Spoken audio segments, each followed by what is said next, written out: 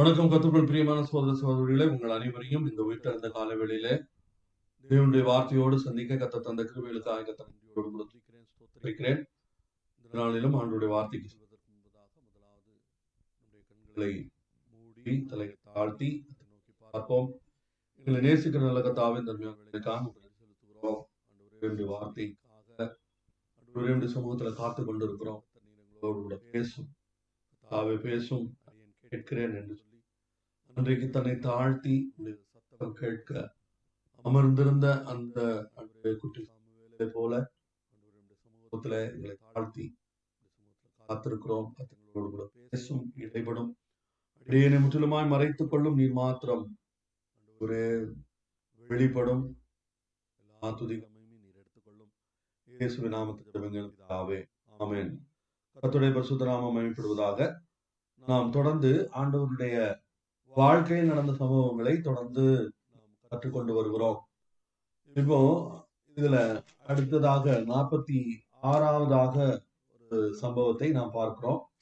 இந்த சம்பவத்துல என்ன நடக்கிறது அப்படின்னு கேட்டீங்கன்னா, இயேசு கிறிஸ்து அவர் ஜனங்களில் அநேகர், ஆயிரக்கணக்கான ஜனங்கள் அவரை பின்தொடர்கிறார்கள். ஆனால் அவரோ அவர்களை விட்டு என்ன பண்றாரு, அவங்க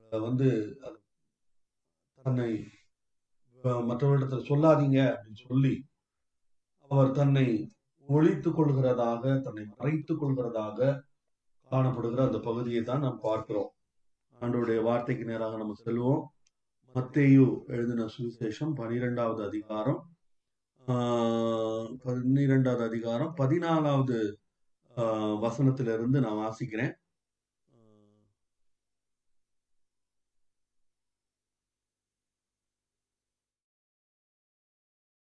ஸ்தோத்திரம்.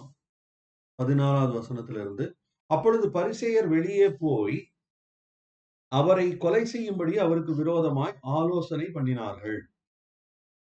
இயேசு அதை அறிந்து அவ்விடம் விட்டு விலகி போனார்.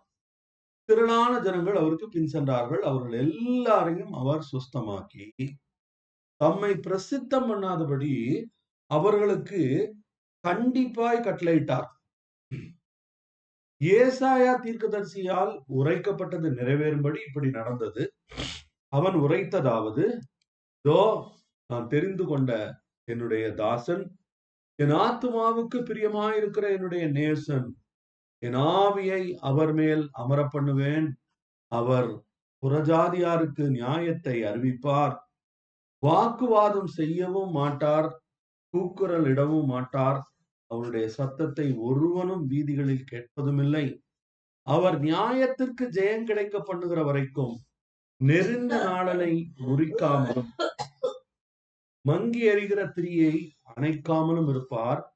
அவருடைய நாமத்தின் மேல் புறஜாதியார் நம்பிக்கையாயிருப்பார்கள் என்பதே. கர்த்தருடைய பரிசுத்த நாமம் மகிமைப்படுவதாக. நாம் இந்த சம்பவத்தை, இந்த காரியத்தை தான் நம்ம இதை தியானிக்க போகிறோம். இன்றைக்கு இந்த இதுல ஏசாயா இல்ல, ஏசாயா அதுல இருக்க, அதை நான் பின்னாடி சொல்றேன், கேளுங்க. பிரசங்கம் பண்ணும்போது குறுக்க கேக்குறீங்க. ஏசாயா உள்ள ரெஃபரன்ஸ் சொல்றேன்னா நான் அதை சொல்ல போறேன். 42:1-4. ஸ்தோத்திரம். ஆண்டவருடைய நாமத்துக்கு மகிமை உண்டாவதாக. இங்க என்ன நடக்கிறது, இந்த சம்பவம் எதற்கு அடுத்தாப்புல தொடர்ந்து வருது அப்படின்னு பாத்தீங்கன்னா, இயேசு கிறிஸ்து ஓய்வு நாள் அன்று ஒரு கைகள் சூம்பி போன கைகளை உடைய ஒரு மனிதனை கூப்பிட்டு ஆண்டவர் சுகம் கொடுக்கிறார். அந்த சுகம் கொடுக்கிற அந்த நிகழ்வு மிக தெளிவாக நடைபெறுகிறதை பார்க்கிறோம். ஏராளமான ஜனங்கள் கூடியிருக்கிறார்கள். அந்த இடத்துல அந்த பரிசேயர்கள் இயேசு கிறிஸ்துவை சோதிக்கும்படியாக, இயேசு கிறிஸ்துவை சோதிக்கும்படியாக அவர்கள் என்ன செய்கிறார்கள், அந்த கை சூம்பின மனுஷனை அந்த இடத்துல அவர்கள் அந்த இடத்துல கொண்டு வந்து வைக்கிறாங்க. அதாவது இதை குறித்து வேத பண்டிதர்கள் எழுதும்போது என்ன சொல்றாங்க, திஸ் பர்டிகுலர் பர்சன், அந்த விதர்ட் ஹேண்ட், அந்த கை சூம்பின அந்த மனுஷன், he was really planted there. அங்கு இயேசு கிறிஸ்து இவனுக்கு சுகம் ஆக்குவாரா ஆக்க மாட்டாரா, ஆக்குனாலும் குத்தம் கண்டுபிடிக்கலாம், ஆக்கலனாலும் குத்தம் கண்டுபிடிக்கலாம். இயேசுவை குற்றப்படுத்தும் நோக்கத்தில் அந்த இடத்துல அந்த மனிதனை அவர்கள் வைத்தார்கள். அப்படியே ஒரு ஒரு அப்படி அப்படி வேதத்துல எழுதப்படல. ஆனால் அப்படி ஒரு குறிப்பிட்ட வேத பண்டிதர்கள் ஒரு சிலர் அவர்கள் அப்ப அந்த மாதிரி அதுக்கும் காரியம் இருக்கிறது என்று அவர்கள் அதை நம்புகிறார்கள். அதை நம்ம அப்படியே எடுத்துக்கிறதுல ஒண்ணும் தப்பு இல்லை. கர்த்தருக்கு ஸ்தோத்திரம். அப்படியே எடுத்துக்கலாம், அதுல ஒண்ணும் தப்பு ஒண்ணும் இல்லை. அப்போ என்ன நடக்குது, அந்த கை சூம்பின அந்த கையுடைய மனிதனை இயேசு கிறிஸ்து, இவங்களுடைய டிசைன் எல்லாம் அவருக்கு தெரியும். அதனால அவர் என்ன பண்றாரு, அத இன்னும் அவர் அத வந்து he always faces it. அத அப்படியே நேரடியாக அந்த சேலஞ்சஸ் எல்லாம் அவர் ஃபேஸ் பண்றாரு. அவர் ஒரு நாளும் அவர் ஒதுங்கி எல்லாம் போல. ஆனால் அங்க என்ன நடக்கிறது, இயேசு கிறிஸ்து அவனை கூப்பிட்டு அவனை எழுப்பி விட்டு அவனுக்கு அங்கு ஆண்டவர் அவனுடைய கைகளை மறு கையை போல சுகமாக்கி அவனை சொஸ்தமாக்கி அவனை அனுப்புகிறார். இது பார்த்த உடனே அவர்களுக்கு, அந்த பரிசேயர்களுக்கு, அவர்களால இதை பொறுத்து கொள்ளவே முடியவில்லை. அவர்களுக்கு கடுமையான எரிச்சலும் கோபமும் அவர்கள் பொங்கி வர்றதுனால அவங்க என்ன பண்றாங்க பாருங்க. 12:14 இப்படி சொல்லுது, அப்பொழுது பரிசேயர் வெளியே போய் அவரை கொலை செய்யும்படி அவருக்கு விரோதமாக ஆலோசனை பண்ணினார்கள். இங்க விரோதமாக ஆலோசனை பண்ணினார்கள்னு எழுதப்பட்டிருக்கிறதுனால அவரை கொலை செய்யலாமா வேண்டாமான்னு அங்க பேசல. அவங்க எல்லாரும் என்ன பண்ணாங்க, கூடி கொலை செய்யணும்னு தீர்மானம் பண்ணிட்டாங்க. இப்ப செய்ய வேண்டியதெல்லாம் எப்போ, எந்த டைம்ல, என்னைக்கு அவரை கொலை பண்ணணும், அது மட்டும்தான் எட் டு பி டிசைடட். மற்றபடி எல்லாம் டிசைட் ஆயிடுச்சு. அப்பொழுது அங்க பாருங்க, அங்க என்ன நடக்கிறது, இயேசு அதை அறிந்து அவ்விடம் விட்டு விலகி போனார். இயேசு கிறிஸ்து இவர்களுடைய எண்ணங்களையும் நோக்கங்களையும் திட்டங்களையும் அறிந்தவராய் இருக்கிறார். அதனாலதான் இயேசு கிறிஸ்துவுக்கு ஆண்டவர் ஒரு இதுல யோவான்ல ஒரு இடத்துல என்ன சொல்லியிருக்கு, அவர் யாரையும் நம்பி அவர் இணங்கவில்லை. ஏனென்றால் அவர்களுடைய எண்ண ஓட்டம் இயேசுவுக்கு தெரியும். அவர் he is an omniscient God. அவருக்கு மனிதர்கள் வாயை திறந்து பேசுறதை தான் நம்மளால கேட்க முடியும். ஆனால் ஆண்டவருக்கோ நம்முடைய இருதயத்தின் சிந்தனைகளையும் அவர் அறிந்தவராய் இருக்கிறார். அவருடைய இருதயத்தின் சிந்தனைகளை அறிந்த இயேசு கிறிஸ்து என்ன செய்கிறார், அவர் அதை அறிந்து அவ்விடம் விட்டு விலகி போனார். இங்க ஒரு காரியத்தை நம்ம பார்க்க முடியும். என்ன பார்க்கலாம் அப்படின்னா, இயேசு கிறிஸ்து இது மத்தேயு 11வது அதிகாரத்துல என்ன நடக்குது, முதல் 15 வசனங்கள்ல இயேசு கிறிஸ்துவை குறித்து சந்தேகம் உண்டாகிறது. என்ன சந்தேகம் வந்துச்சு, அங்க என்ன நடந்தது, யோவான் நானகன் வருகிறவர் நீர்தானா அல்லது வேறொருவர் வர காத்திருக்க வேண்டுமா என்று சொல்லி அவர்களை அனுப்பக்கூடிய ஒரு சூழ்நிலை காணப்பட்டது. சரியா? அதுக்கப்புறம் என்ன நடக்குது, அந்த அந்த 1 to 15 உள்ள அந்த டவுட் என்ன ஆகுது. அதுக்கப்புறம் 16ல இருந்து 19வது வசனம், 11வது அதிகாரம் மத்தேயு 11, 16ல இருந்து 19வது வசனத்தை வரைக்கும் வாசிக்கனா அவர்களுடைய டவுட் அங்க கிரிட்டிசிசமா மாறுது. அவரை குறை சொல்லும்படி எத்தனிக்கிறார்கள்.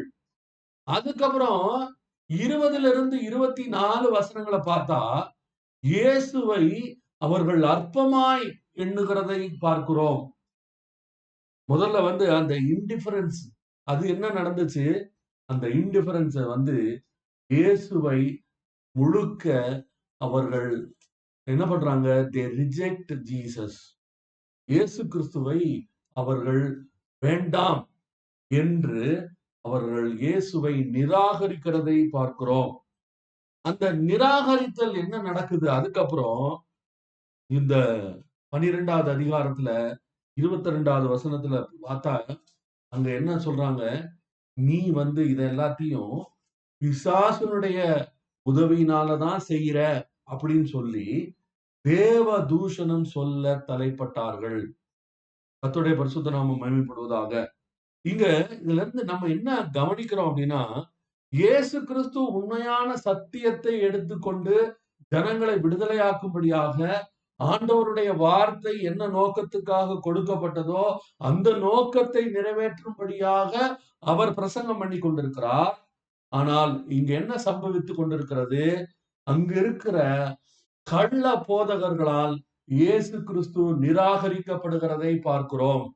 இயேசு கிறிஸ்துவை சந்தேகப்படுகிறார்கள். இயேசு கிறிஸ்துவை வந்து கேள்வி கேட்கிறார்கள்.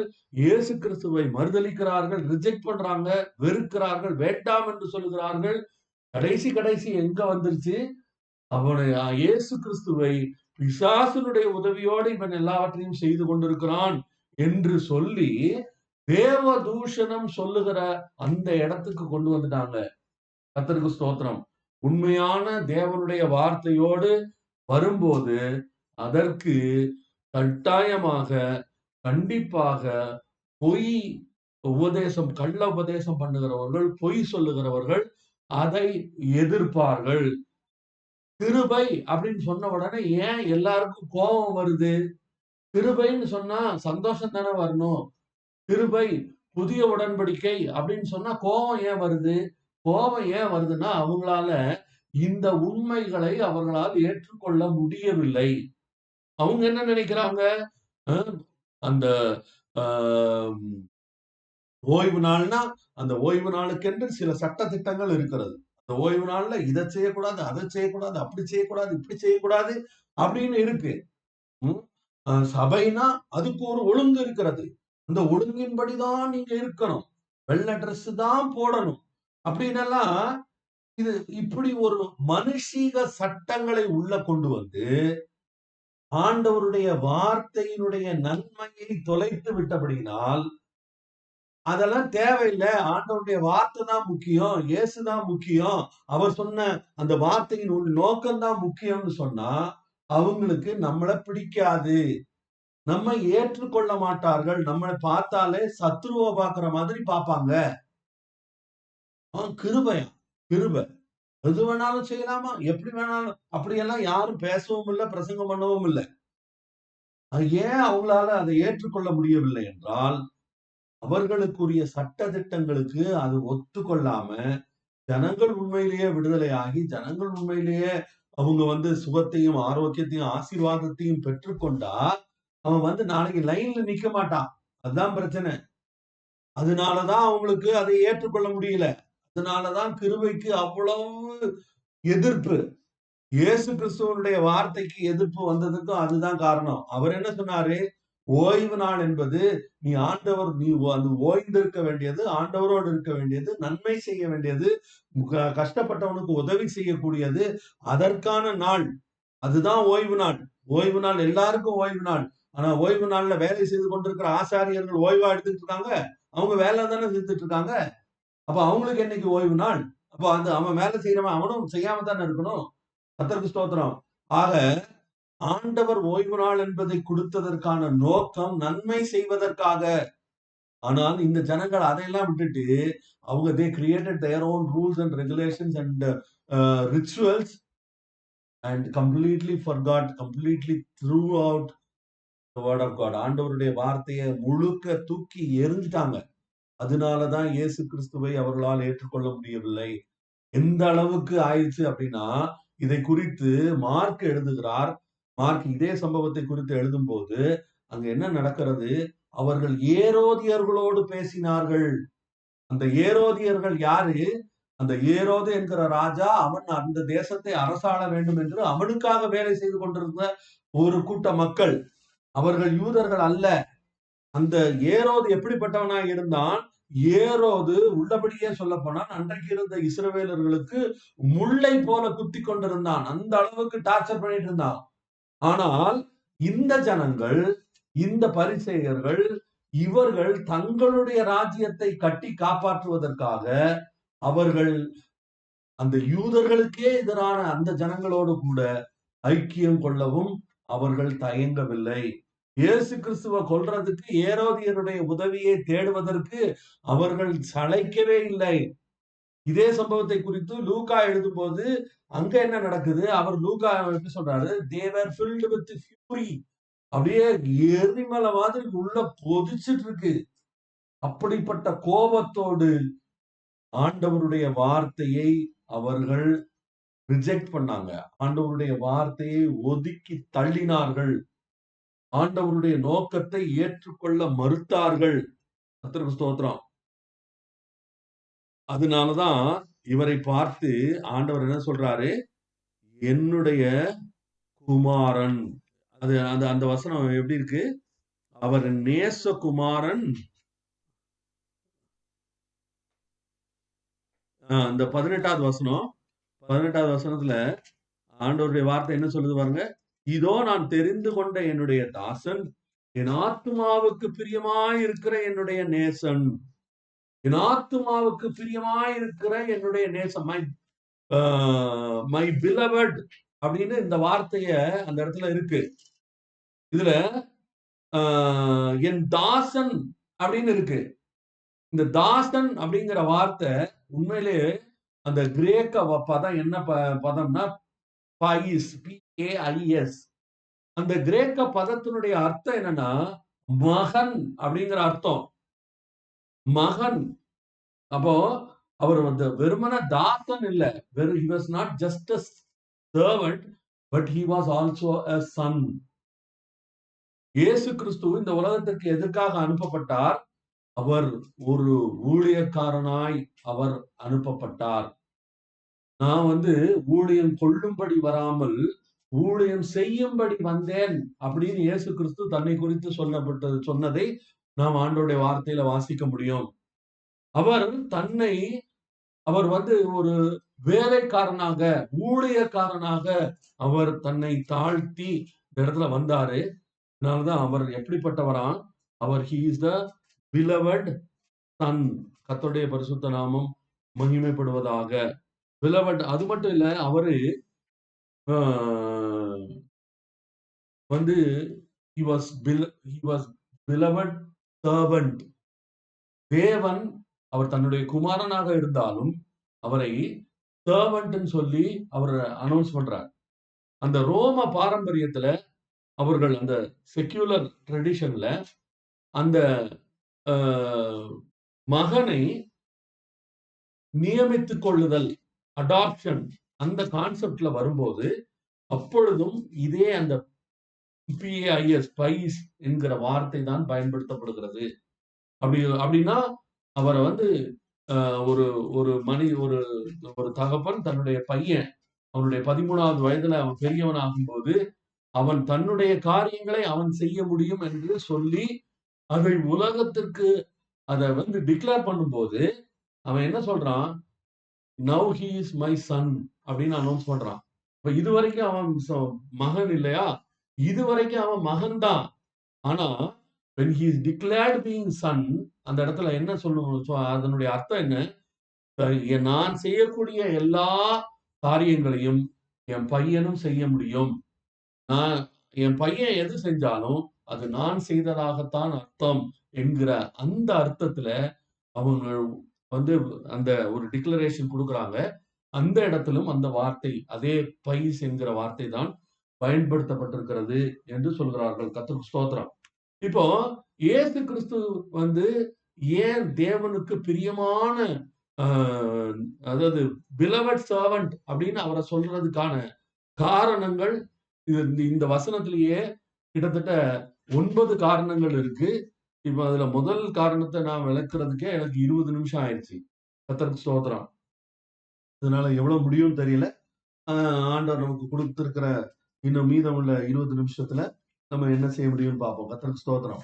அடுத்தது பாருங்க, இயேசு கிறிஸ்து அவர் ஏன் பிலவட் சன்னா இருந்தாரு, பிலவட் சர்வெண்டா இருந்தாரு அப்படின்னு சொன்னா, அதுக்கு முக்கியமான காரணம் என்ன? He was devoted to God's plan. ஆண்டவருடைய திட்டத்திற்கு அவர் தன்னை முழுவதுமாக ஒப்பு கொடுத்திருந்தார். ஆண்டவருடைய திட்டத்திற்கும் ஆண்டவருடைய டைம் டேபிளுக்கும் ஆண்டவருடைய டைமிங்க்கும் அவர் தன்னை முழுமையாக ஒப்பு கொடுத்திருந்தார். இங்க என்ன நடக்கிறது? இயேசு கிறிஸ்து வருகிற எல்லாருக்கும் அவர் சுகம் தருகிறார். திரளான ஜனங்கள் அவரை பின்தொடர்ந்து கொண்டே இருந்தார்கள். திரளான ஜனங்கள் பின்தொடர்ந்து கொண்டிருக்கும் போது இங்க என்ன நடக்கிறது? அங்க அந்த யூதர்களுக்கு, அந்த பரிசேயர்களுக்கு கோபம் வருகிறது. இயேசு கிறிஸ்து என்ன செய்கிறார்? இயேசு கிறிஸ்து தன்னை ஒழித்துக் கொள்ளுகிறார். இன்னும் ஒரு இடத்துல இப்படியே இருக்கும். என்னது? இயேசு கிறிஸ்து அவருடைய சொந்த ஊருக்கு வந்திருந்த போது ஆண்டவர் அவருடைய வார்த்தை பிடிக்காம இயேசு கிறிஸ்துவை அவர்கள் கொலை செய்ய முயற்சிப்பார்கள். மலையில இருந்து கீழே தள்ளி விட்டுலாம் ட்ரை பண்ணுவாங்க. ஆனா இயேசு அவர்களை விட்டு விலகி செல்வார். இயேசு கிறிஸ்து இங்கு தன்னை ஒழித்துக் கொள்ளுகிறார். எப்படி ஒழித்துக் கொள்கிறார்? அவர் பாருங்க, அந்த ஜனங்கள், அவர்கிட்ட வர்ற ஜனங்களுக்கு எல்லாருக்கும் ஆண்டவர் சுகம் கொடுக்கிறார். ஒருத்தரையாவது சுகப்படுத்தாம இயேசு அனுப்பல. ஆனா அவர் என்ன பண்றாரு? நீ இத வெளியில சொல்லாத. ஒரு கண்களை இழந்த 2 குருடர்களை இயேசு சுகமாக்குகிறார். 2 கண்ணும் தெரியாத குருடர்கள், அவர்களை இயேசு சுகமாக்கி, இந்த சம்பவம் நான் நினைக்கிறேன் மத்தேயு 8வது அதிகாரத்திலயும் 9வது அதிகாரத்திலும் 2 குருடர்களை அப்படி சுகமாக்கிட்டு அவங்க கிட்ட இயேசு கண்டிப்பா சொல்லுகிறார்.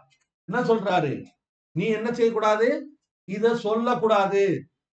எப்படி கண்ணு தெரியாம இவ்வளவு நாள் கண்ணு தெரியாம இருந்த குருடன், இப்ப 2 பேருக்கு கண்ணு தெரிஞ்சிருச்சு. அவன் எப்படி சொல்லாம இருப்பான்? எனக்கு கண்ணு தெரிஞ்சது, எனக்கு கண்ணு தெரிஞ்சிட்டு, எனக்கு கண்ணு தெரிஞ்சிட்டு. உடனே எல்லாரும் கேட்பாங்க, எப்படி தெரிஞ்சது?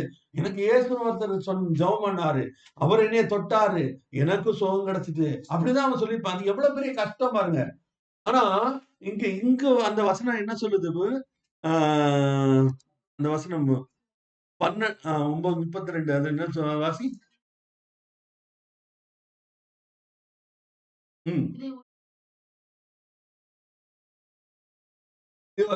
ஒருவரும் அறியாதபடிக்கு எச்சரிக்கையாயிருங்கள் என்று இயேசு கண்டிப்பாய் கட்டளையிட்டார். இந்த கண்டிப்பாய் கட்டளையிட்டாருங்கிற அந்த வார்த்தை அந்த கிரீக்ல என்ன டேர்ம் யூஸ் பண்ணிருந்தாங்கன்னா, he really threatened them. இயேசு அவர்களை மிரட்டினார்.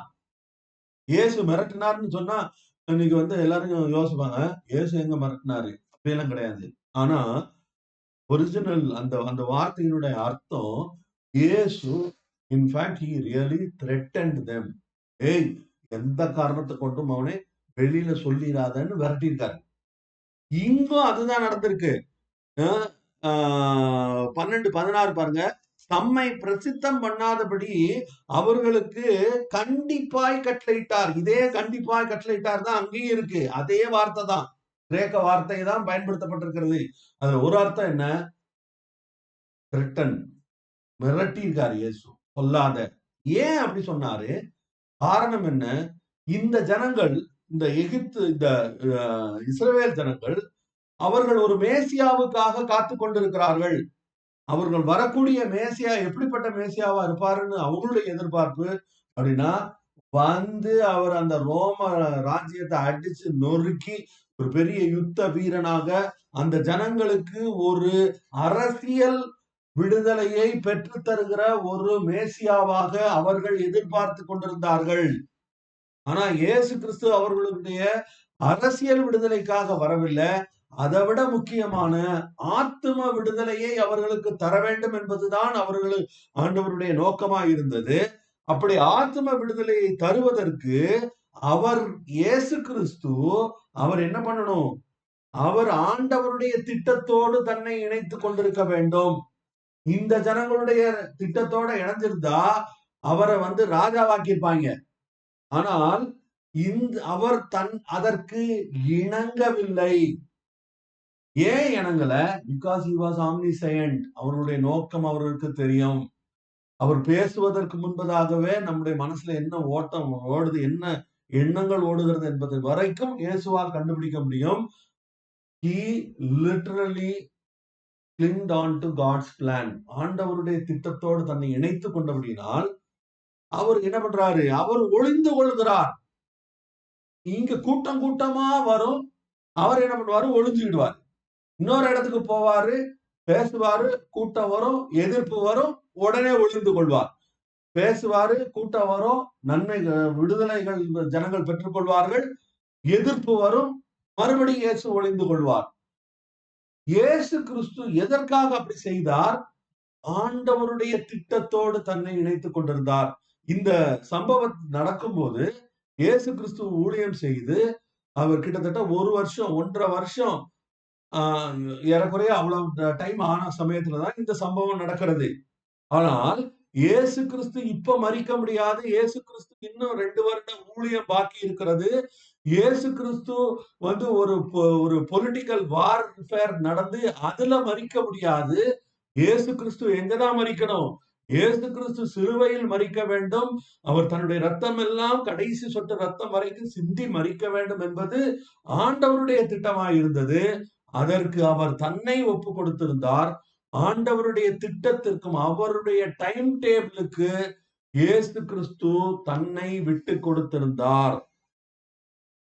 எனக்கு அருமையான சகோதரனே, சகோதரியே, உன்னுடைய வாழ்க்கையில நடக்கக்கூடிய காரியங்களையும் ஆண்டவருடைய டைம் டேபிளுக்கு விட்டு கொடுக்கும்படியாய் ஆண்டவர் உன்னோடு கூட இடைபடுகிறார். உன்னோட கூட இடைபடுறது மட்டும் இல்லை, என்னோட கூடயும் எனக்கு ஆண்டவர் திட்டமாய் பேசினார் என்று நான் உறுதியாய் சொல்ல முடியும். நமக்கு எல்லாமே நேத்தைக்கே வந்திருந்தா நல்லா இருக்கும். புது காரு நேத்தே வாங்கியிருந்தா நல்லா இருக்கும். புது வீடு நேத்தே இருந்திருந்தா நல்லா இருக்கும். எல்லாம் நேத்தே. We would have got everything by yesterday itself. You will not wait for today, nor definitely not tomorrow. ஸ்தோத்திரம்.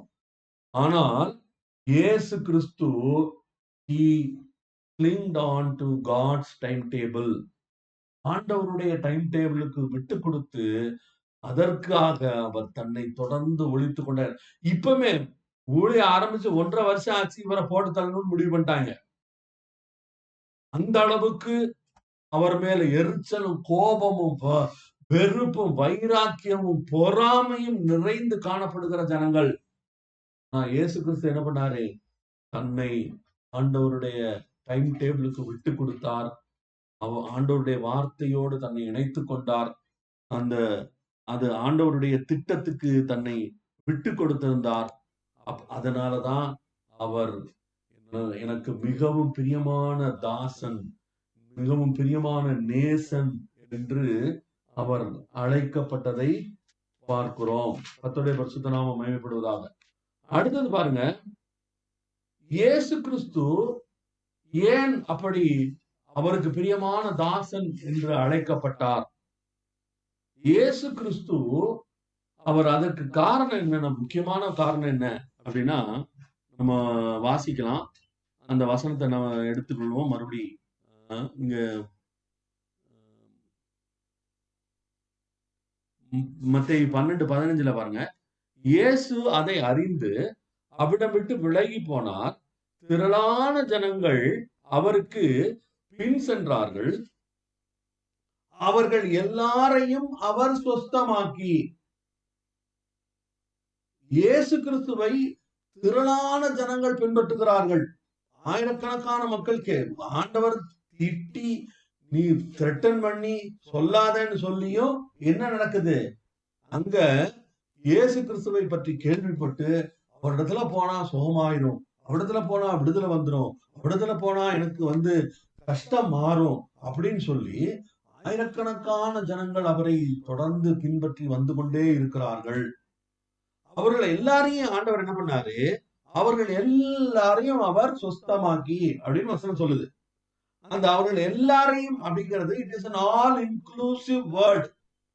வந்த ஒருத்தரையாவது சுகவீனமாய் அனுப்பிவிடவில்லை. வந்த ஒருவரும் வந்த வண்ணமாக திரும்பி போகவும் இல்லை.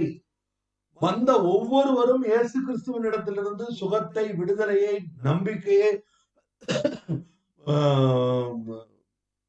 பாவத்திலிருந்தும் சாபத்திலிருந்து விடுதலையை பெற்றுக்கொண்டு இயேசு கிறிஸ்துவிடமிருந்து போனார்கள். இயேசு கிறிஸ்து அவர் ஒருத்தரை கூட சோமாக்காம விடல. கர்த்தருக்கு ஸ்தோத்திரம். இயேசு கிறிஸ்துவால் ஏன் அது அவரால் செய்ய முடிந்தது? Because he was God incarnate. அவர் சர்வ வல்லவராக இருந்தார். தேவனுடைய அவர் நன்மை செய்கிறவராய் இருந்தார். நன்மை செய்கிறவராய் சுற்றி திரிந்தார்.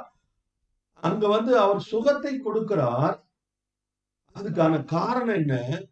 Because God is a compassionate God.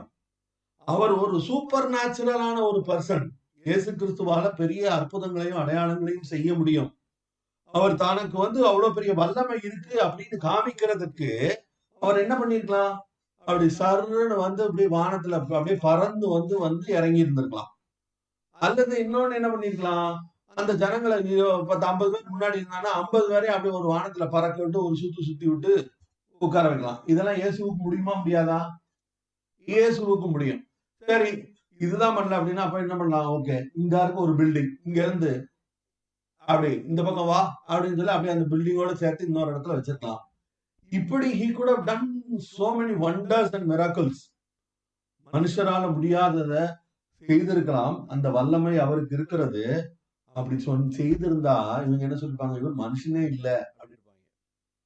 ஆனால் தேவனுடைய வல்லமையை அந்த ஜனங்களுக்கு காட்டும்படியாக, தேவனை பிரதிபலிக்கும்படியாக, ஆண்டவர் அன்புள்ளவராய் இருக்கிறார் அப்படிங்கிறத அந்த ஜனங்களுக்கு விளங்க பண்ணும்படியாக Jesus Christ chose to heal those people. இயேசு கிறிஸ்து இந்த ஜனங்களை சுகமாக்கும்படியாக அவர் தீர்மானித்தார். அதனாலதான் வந்தவன் எல்லாரும் சுகம் பெற்று போனான். ஒருத்தன் கூட பாக்கி இல்லாம அவ்வளவு பேருக்கும் சுகம் கிடைத்தது, விடுதலை கிடைத்தது, சந்தோஷம் கிடைத்தது, நம்பிக்கை கிடைத்தது. ஒரு பெரிய ஒரு நம்பிக்கையும் எதிர்பார்ப்பும் வாழ்க்கையில உண்டானது. எதனால? ஏனென்றால் ஆண்டவர் அன்புள்ளவர். God is a compassionate God. அவர்கள் மேல், அந்த திரளான ஜனங்கள் மேல் இயேசு கிறிஸ்து என்ன பண்ணாரா? மனதுருகினார். அந்த மனதுருக்கம் யாருடைய மனதுருக்கம்? அது தேவனுடைய மனதுருக்கத்தை அவர் கொண்டிருந்தார். ஆண்டவர் அவருடைய வல்லமையை விளங்க பண்ணும்படியாக அவர் தனக்கென்று ஒரு கூட்ட ஜனங்களை தெரிந்து கொண்டிருந்தார். அது உண்மை. But that does not mean that others are damned. No. ஆண்டவர் இயேசு கிறிஸ்துவை அனுப்பும் போது அவரை உலக இரட்சகராகத்தான் அனுப்பினாரே ஒழிய யூதர்களுக்கான இரட்சகராக மட்டும் அவர் அனுப்பப்படவில்லை. அதனாலதான் யோவான் ஸ்நானகன் என்ன பண்றான்? இதோ உலகத்தின் பாவத்தை சுமந்து தீர்க்கிற தேவாட்டுக்குட்டி என்று இயேசு கிறிஸ்துவை பார்த்து சொன்னான். அவன் மேசியாவுக்கு முன் வழியை ஆயத்தம் பண்ணும்படியாக வந்த மனிதன். அவனுக்கு தெரியும் இவர் யாரு அப்படின்னு. இவர் யாரு? இவர் யூதர்களுக்கு மட்டும் விடுதலையை கொடுக்க வந்தவர் அல்ல, ஒரு உலகத்திற்கு விடுதலையை கொடுக்க வந்தவர். இதுல இந்த பரிசேயர்களுக்கு உள்ள இன்னொரு பிரச்சனை என்ன? இவர் சொல்லுகிற காரியங்கள் அதாவது புறஜாதியார்களும் ஆண்டவருடைய அன்பை ருசிக்க வேண்டும், ஆண்டவருடைய விடுதலையை பெற்றுக்கொள்ள வேண்டும் என்று இயேசு கிரியை செய்கிறத அவங்களால ஏற்றுக்கொள்ளவே முடியல. ஏன்? தேவனுடைய மனிதர்களாலேயே ஏற்றுக்கொள்ள முடியல. யோனா அதுக்கு ரொம்ப பாப்புலரான உதாரணம் யாரு? ஜோனாவை sent to Nineveh, gentile nation. அவங்க ரட்சிக்கப்படும்படியாக, மனம் திரும்பும்படியாக அனுப்பப்பட்டது. அவனுக்கு பிடிக்கல. ஆண்டவரே, இவங்க எல்லாம் ஏற்கனவே மோசமானவங்க, இவங்களுக்கு போய் சத்தியம் சொல்லணுமா? நான் பாட்டு நீ தெக்க போனா நான் கிழக்க போறேன்னு அவன் பாட்டு போயிட்டான். அவனுக்கு பிடிக்கல. அதுக்கப்புறம் அவனை திருப்பி ஆண்டவர் கொண்டு ஆண்டவர் பேச வச்சு அந்த ஜனங்கள் மனம் திரும்பின போதும் அது அவனுக்கு விசனமா இருந்தது. சரி, இது யோனாவுக்கு தான் பிடிக்கல, பரிசேயர்களுக்கு பிடிக்கல. ஓகே, யோனாவுக்கு பிடிக்கல, ஏற்கனவே பேதுருவுக்குமே பிடிக்கல. பேதுருவுக்குமே அதாவது புறஜாதியார் புறஜாதியாரை ஆண்டவர் ஏற்றுக்கொண்டு அவர்கள் மேல் பரிசுத்த ஆவியானவர் பொழிந்தருளப்பட்டதை பற்றி அப்போஸ்தலர் 12வது அதிகாரத்துல அவங்க எல்லாம் கூப்பிட்டு விசாரிக்கிறாங்க. அங்க அவன் என்ன சொல்றான், நான் என்ன செய்யறது, நம்ம காத்திருந்தது மாதிரிதான் அவங்களும் காத்திருந்தாங்க, பரிசுத்த ஆவியானவர் வந்துட்டாரு, முடிஞ்சிருந்தா நான் ஸ்டாப் பண்ணிருப்பேன், ஆனா என்னால முடியாம போச்சுங்கிற மாதிரி அவன் பேசுறான். ஏனென்றால் யூதர்கள் தங்களை விசேஷித்தவர்கள் என்று எண்ணிக்கொண்டார்கள். ஆனால் விஷயம் என்ன, ஆண்டவர் எல்லாரையும் நேசிக்கிறார். அதனாலதான் அவர் முதலாக அவர் போய் சத்தியத்தை சொன்ன நபர் யாருன்னு நம்ம பார்த்தோம் இதுக்கு முன்னாடி. அந்த சமாரிய ஸ்திரீக்கு, சமாரியர்களே மோசம், அதுலயும் அந்த பொண்ணு அந்த ஊர்லயே மோசம்னு எல்லாராலையும் சர்டிபிகேட் வாங்கி வச்சிருக்கா. அவளை போய் பார்த்து அவளுக்கு சத்தியத்தை சொல்லி அவளுக்கு விடுதலையை கொடுத்து அவள் மூலமா இந்த இடத்துல ஒரு பெரிய ஒரு ரட்சிப்பின் வேலையை இயேசு செய்ததை பார்க்கிறோம். அது இயேசு கிறிஸ்துவனுடைய ஊழியத்தின் மிக ஆரம்பத்திலேயே நடந்தது. கர்த்தருக்கு ஸ்தோத்திரம். அப்போ முதலாவது உண்மையான அந்த தேவன், அவர் உண்மையான சரியான ஒரு டீச்சர், உண்மையான சரியான காரியங்களை கற்றுக் கொடுக்க வந்த இயேசு கிறிஸ்து, அவர் ஃபால்ஸ் டீச்சர்ஸால ரிஜெக்ட் பண்ணப்பட்டார். யாரு? அந்த பரிசேயர்களால் ரிஜெக்ட் பண்ணப்பட்டார். அவர் தன்னை தேவனுடைய திட்டத்திற்குள்ளாக இணைத்துக் கொண்டிருந்தார். அது மட்டும் இல்ல, அவர் தேவனை அந்த ஜனங்களுக்கு காட்டும்படியாக he was God is a compassionate God. Jesus Christ showed himself as compassionate to those people. அந்த ஜனங்களுக்கு அவர் அந்த ஜனங்களை எல்லாம் பார்த்த போதெல்லாம் வசனத்துல எப்படி இருக்கும், அவர் திரளான ஜனங்களை கண்டு மனதுருகி, திரளான ஜனங்களை கண்டு மனதுருகி, திரளான ஜனங்களை கண்டு மனதுருகி. மனதுருக்கம் என்பது தேவனுடைய இயல்பு. அவர் படைத்த ஒரு மனிதராவது கெட்டு போவது என்பது தேவனுடைய நோக்கமே இல்லை, திட்டமே இல்லை. அவர்கள் எல்லாரும் எப்படியாவது அவருடைய அன்பை அறிந்து கொள்ள வேண்டும் என்பதற்காகத்தான் தன்னுடைய குமாரனையே பலியாக கொடுத்தார். அந்த நோக்கத்தை இயேசு கிறிஸ்து அறிந்திருந்தபடியால் அவர் என்ன பண்ணாரு, அவர்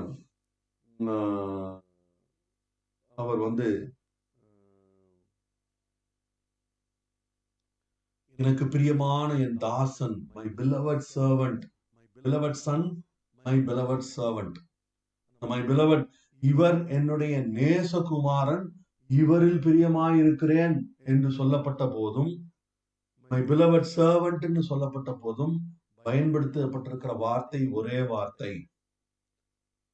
அவர் ஞான ஸ்நானம் எடுக்கும் போதும் அது சொல்லப்பட்டது. அடுத்தாப்புல மறுரூப மலையில் மறுரூபமாகும் போதும் இயேசு கிறிஸ்துவை பார்த்து ஆண்டவர் என்ன சொன்னாரு, இதோ பிரியமான, this is my beloved son, hear him, அவருக்கு செவி கொடுங்கள் என்ற வார்த்தையும் கொடுக்கப்பட்டதை பார்க்கிறோம். கர்த்தருக்கு ஸ்தோத்திரம். அது மட்டும் இல்ல, இந்த ஒரே ஒரு காரியத்தை மட்டும் சொல்லி 9 காரியம் இருக்கு, நம்ம 3 தான் பார்த்திருக்கோம். மிச்சது கர்த்தருக்கு சித்தமானால் இன்னொரு வாய்ப்பு ஆண்டவர் தரும்போது அந்த சமயத்துல இன்னொரு ரவுண்ட் ஒருவேளை வருவோம், அப்போ வேணா பார்க்கலாம். கர்த்தருக்கு ஸ்தோத்திரம். இன்னொரு முக்கியமான காரியம், இயேசு கிறிஸ்து அவர் இயேசு கிறிஸ்துவை தேவன் என்னுடைய பிரியமான குமாரன் என்று சொல்றதுக்கு இன்னொரு காரணம் என்ன, அவர் ஆவியினால் நிரப்பப்பட்டிருந்தார். இது என்ன ஆவியினால் நிரப்பப்பட்டிருந்தார்? இயேசு கிறிஸ்து ஞான ஸ்நானம் எடுக்கும் போது பரிசுத்த ஆவியானவர் அவர் மேல் இறங்கினார். அப்போ அவன் வேற என்ன, யோவான் ஸ்நானம் சொன்னா இதோ உலகத்தின் பாவத்தை சுமந்து தீர்க்கிற தேவாட்டுக்குட்டி சொன்னா, அது மட்டும் இல்ல, அங்க இவர் நேசகுமாரன், இவரில் பிரியமா இருக்கிற சத்தம் வெளிப்பட்டது. இவருக்கு எதுக்காக பரிசுத்த ஆவியானவர் தேவை? இவரே திருத்துவ தெய்வத்தில் 2வது பகுதியானவர் இவரே முழுக்க இயேசு கிறிஸ்துவே ஆண்டவர். அப்ப ஏன் இவர் தன்னை பரிசுத்த ஆவியானவருக்கு தன்னை ஒப்பு கொடுக்க வேண்டும்? இயேசு கிறிஸ்து ஒரு மனிதனாக இறங்கி வந்ததே அது அவர் தன்னை எவ்வளவாக தன்னை தாழ்த்தினார். ஆண்டவருடைய நோக்கத்தில், ஆண்டவருடைய திட்டத்தில் தாழ்மைப்படுதல் என்பது ஒரு முக்கியமான ஒரு விஷயமாக காணப்படுகிறது. அவர் தன்னை தாழ்த்தி தான் வந்தாரு. தான் தேவன், நான் குமாரன், நான் திருத்துவத்தில் 2வது பகுதி அப்படிங்கிற அந்த இடத்துல இருந்து அவர் வரல. He humbled himself completely. அப்போ அவருக்கு ஏன் பரிசுத்தாவியானவர் மேல இறங்கணும்? அவர் பரிசுத்தாவியானவரால் நிறைந்து, வசனம் என்ன சொல்லுது? பரிசுத்தாவியானவரால் நிறைந்து அவர் எங்க போனாராம்? அவர் வனாந்தரத்துக்கு கொண்டு போகப்பட்டார். அவர் பரிசுத்தாவியானவரால் நடத்தப்பட்டார். அப்படின்னா அங்க என்ன பார்க்கிறோம்? முக்கியமான விஷயம், நமக்கு புரிய வேண்டிய ஒரு விஷயம் என்ன? இயேசு கிறிஸ்து தன்னை எந்த அளவுக்கு தாழ்த்தினார்? தன்னை மனிதனாக தாழ்த்தினது மட்டுமல்ல, தன்னை முற்றிலுமாக பரிசுத்தாவியானவருக்கு தாழ்த்தி ஒப்பு கொடுத்திருந்தார். அதனாலதான் அவர் பேசும்போது, அவர் சொல்லும் போது, மனுஷகுமாரனுக்கு விரோதமா பேசப்படுகிறவைகள் உனக்கு மன்னிக்கப்படும், ஆனால் தேவனுடைய ஆவியானவருக்கு விரோதமாய் சொல்லப்படுகிற குற்றங்கள் மன்னிக்கப்பட முடியாதுன்னு சொன்னார். அப்ப என்ன அர்த்தம்? தனக்குள்ளாக இருந்து கிரியை செய்வதே பரிசுத்த ஆவியானவருக்கு தன்னை முற்றிலுமாய் விட்டு கொடுத்து, பரிசுத்த ஆவியானவரோடு சேர்ந்து இணைந்து அவர் செயல்பட்டவராய் அவர் காணப்பட்டார் என்பதை பார்க்கிறோம். கர்த்தருக்கு ஸ்தோத்திரம். நம்முடைய வாழ்க்கையிலும் முதலாவது செய்ய வேண்டியது என்னது? நாம் ஆண்டவருடைய டைம் டேபிளுக்கு நம்மை விட்டு கொடுக்க வேண்டும். ஆண்டவர் he doesn't work on our time. He doesn't work on our dime also. he has a plan. ஆண்டவருக்கு என்று திட்டம் உண்டு, ஆண்டவருக்கு என்று நோக்கம் உண்டு. அந்த நோக்கத்தையும் திட்டத்தையும் அவருடைய காலகட்டத்தில் தான் அவர் நிறைவேற்றுவார். அதுக்கு முன்பதாக ஏதாவது செய்ய போனா நம்ம குப்புற அடிச்சு கவுந்து விழ வேண்டியதுதான். ஆனால் இயேசு கிறிஸ்து அந்த தவறை செய்யவே இல்லை. தன்னை தொடர்ந்து தாழ்த்தி தாழ்த்தி தன்னை வெளிப்படுத்தாம ஏன் இயேசு கிறிஸ்து ஒவ்வொரு நாளும் அவர் முழுவதும் ஜெபித்தார்? அவர் அந்த ஜனங்களை விட்டு விலகி சென்று ஜெபித்தார். இயேசு கிறிஸ்து எதுக்காக ஜெபிக்கணும்? இயேசு கிறிஸ்து தான் ஏற்கனவே தேவனாச்சே. அவர் திருத்துவத்தின் 2வது பகுதியாக குமாரனாகிய தேவன் தானே. அவர் எதுக்கு ஜெபிக்கணும்? அவர் தொடர்ந்து ஜெபித்து ஜெபித்து ஜெபித்து எதுக்காக? தன்னை ஆண்டவருடைய நோக்கத்துக்காகவும் ஆண்டவருடைய திட்டத்திற்காகவும், எல்லாத்தையும் விட முக்கியம், ஆண்டவருடைய டைமிங்காக தன்னை ஒப்பு கொடுக்கும்படியாக, அதுக்கு ஆண்டவருடைய திட்டம் என்னது? அதன்படி செய்வதற்காக தன்னை தாழ்த்தி அவர் தன்னை விட்டு கொடுத்தபடியினால், அப்படி அது எதனால் சாத்தியமாயிற்று? அவருடைய ஜெப வாழ்க்கை அதை சாத்தியப்படுத்தியது. கர்த்தருக்கு ஸ்தோத்திரம். அப்படியானா நம்முடைய வாழ்க்கையிலும் நம்ம ஆண்டவருடைய திட்டத்துக்கு ஒப்பு கொடுக்கணும், அவருடைய சித்தத்தின்படி நடக்கணும். அதை எங்கிருந்துதான் நம்ம கற்றுக்கொள்ள முடியும்? அவரோடு கூட இருக்கிற உறவின் மூலமாகத்தான் அதை கற்றுக்கொள்ள முடியும். அந்த உறவுங்கிறது தான் என்னது? ஜெபம். ஆண்டவருடைய சமூகத்தில் இருந்து அவரோடு பேசும்போது, ஆண்டவருடைய வார்த்தையை வாசிக்கும் போது, ஆண்டவர் நம்மோடு கூட இடைபடுகிறார், ஆண்டவர் நம்மோடு கூட பேசுகிறார். அவருடைய திட்டங்களையும் அவருடைய நேரத்தையும் அவருடைய காரியங்களையும் அவர் நமக்கு வெளிப்படுத்துகிறார். நம்மை முற்றிலுமாக தாழ்த்தி ஒப்பு கொடுப்போம். அவருடைய திட்டத்துக்கு, அவருடைய டைம் டேபிளுக்கு நம்ம விட்டு கொடுப்போம். கர்த்தர் நமக்கு செய்வாராக. ஆமென். நேசிக்கிற நல்ல கர்த்தாவே, இந்த அருமையான வேலைக்காக செலுத்துகிறோம். ஆண்டவரே, உங்களுக்கு நீ தந்த நல்ல வார்த்தைகளுக்காக நமக்கு நன்றி செலுத்துகிறோம். ஆண்டவரே, இயேசு கிறிஸ்து தன்னை எப்படி முற்றிலுமாய் தாழ்த்தி உடைய திட்டத்திற்கும் நேரத்திற்கும் பரிசுத்த ஆவியானவருடைய ஆளுகைக்கும், அவர் தேவனாய் இருந்தால் கூட அவர் தன்னை தாழ்த்தி விட்டு கொடுத்தாரோ, அதுபோல ஆண்டவரே நாங்களும் ஆண்டவரே சித்தத்திற்கும் உடைய திட்டத்திற்கும் டைம் டேபிளுக்கும் எங்களை விட்டு கொடுக்கும்படியாக, ஆண்டவரே அமைதியாய் சமூகத்துல காத்திருக்கும்படியாக, உடைய வார்த்தையை கேட்டு அதன்படி செய்யத்தக்கதாக கர்த்தர் எங்களுக்கு உதவி செய்யும். கேட்கிற ஒவ்வொருவருக்கும் இது ஆசீர்வாதமாக தொடர்ந்து வழி நடத்தும். கொள்ளும் இயேசுவின் நாமத்தில் ஜெபங்கள் பரிசுத்தமாக தொடர்ந்து இணைந்திருங்கள். மீண்டும் அடுத்த நிகழ்ச்சியில் உங்களை சந்திக்கும் வரை உங்களிடம் விடைபெறுவது உங்கள் சகோதரன் சந்தோஷ். அல்லேலூயா.